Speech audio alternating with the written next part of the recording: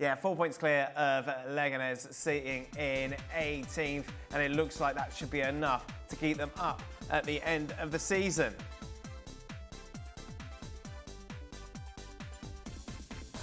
Spoiler alert, we just showed it, didn't we? Bologna would beat Milan by 1-0 to be champions of the Italian Cup.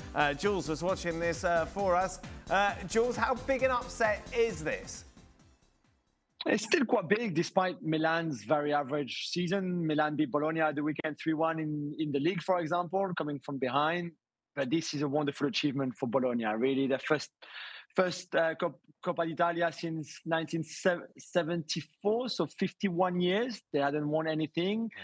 Great work from Giovanni Sartori, the sporting director, who did wonders at Atalanta before, and that built this team.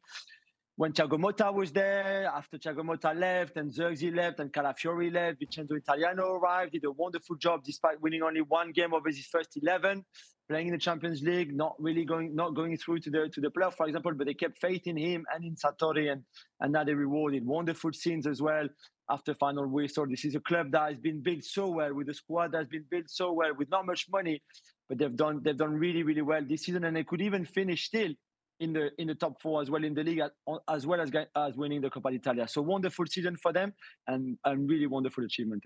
I just want to talk to you about a player that we saw in action today. Tijjani Reijnders has been linked to a number of clubs, Jules. Where do you think he's going to go? What does he offer? How good is he? It's a great question. He's got a lot of admirers, really, especially in England. He's got the game for English football, really. It was the case even before he joined Milan, when he was in the Eredivisie. Milan, if they don't make it to any Europe competition, which looks at the moment the case, certainly not in the Champions League, will probably need to sell to balance their books a bit. And he's one of, if not the player with the most value really in him. He can run forever and ever, and that's why I think he's got the game for the Premier League. And yeah, he could be the one leaving Milan and probably coming to a club like Man City could do with somebody like him, with that energy, the verticality in his game. He'd be perfect for Manchester City, for example. So where's he playing, Jules, alongside Rodri? Yeah, exactly, perfect. Yeah, when Rodri comes back, he can play in the 2, but he can play also in the 3, where he's probably better to play slightly higher up. But yeah, whatever system you want. I even think that club like Liverpool could do with him to rotate with Szoboszlai to play behind the striker in the 4-3-1 that Slot plays. There's a lot of clubs really in England that could do with someone like him.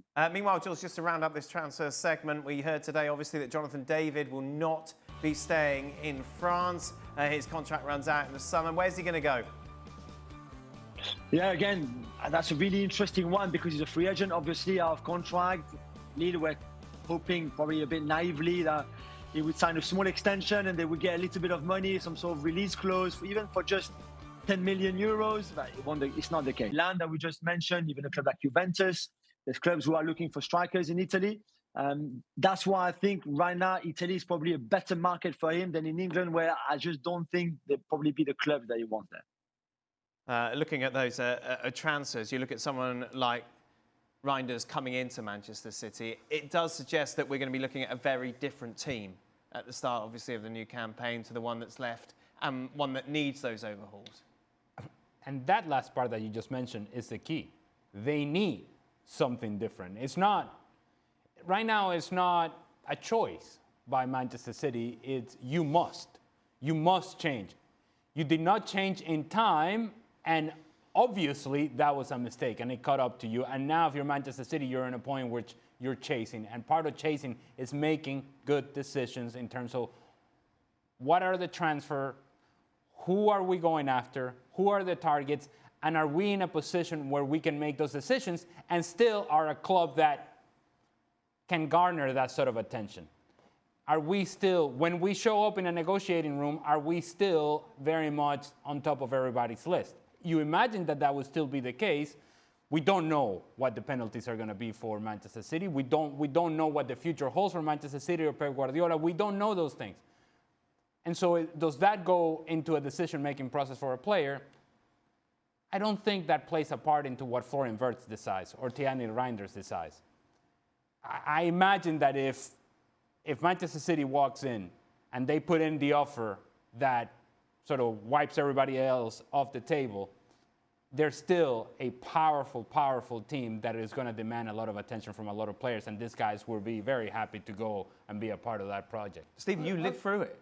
You had that massive success with Liverpool, 5 league titles, people started leaving, new faces came in, and there wasn't that same sort of quality on show. No. So it's very difficult, isn't it, to manufacture that for Manchester City now going forward? Well, it is just because they want to achieve winning the Premier League, they want to achieve winning the Champions League. Yeah. And when you're putting a new team together, which is what they're going to be doing, it just doesn't happen overnight. Right. And I love when Jules mentions Liverpool with Reijnders. Personally, nothing to do with my red glasses. He's more suited to playing for Liverpool than Man City. You saw all the goals he scored there. It's all coming late in the box. You can't do that with Man City. That's not how Man City play.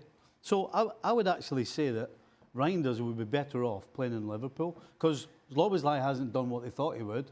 I think he would slot in perfectly. Oh, really? So you won the league with Szoboszlai playing? Yeah. It doesn't mean you can't get better. Oh. And I think if Reijnders signed for Liverpool, it would make Liverpool better. So maybe not quite as straightforward going to City. Not with the red glasses, though. Not with my red glasses. He took them off. Just a reminder.